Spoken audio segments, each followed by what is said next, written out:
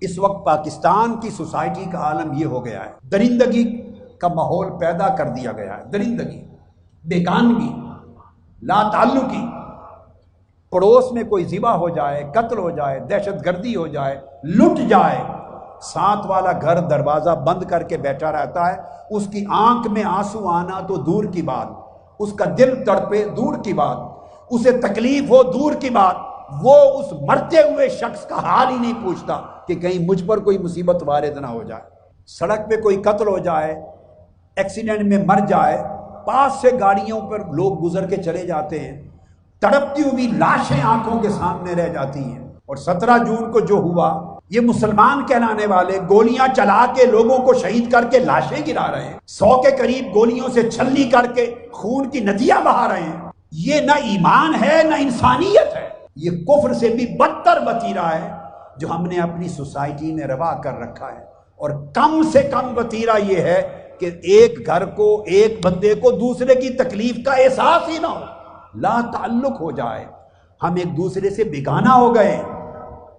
اگر یہ بیگانگی ہی رکھنی ہے تو یہ بیگانگی تو میرے بھائیوں اور میری بہنوں اور بیٹوں اور بیٹیوں، یہ بیگانگی تو بڑی وافر مقدار میں سوسائٹی میں پہلے موجود ہے۔ اگر منہاج القرآن کے سائے میں آ کر بھی ایک دوسرے سے بیگانہ رہنا ہے تو کیا ضرورت ہے آنے کی؟ چھوڑ دو، رفاقت کے فارم پھاڑ دو، کوئی رفاقت نہیں چاہیے، یہ ڈھونگ ہے، یہ فراڈ ہے۔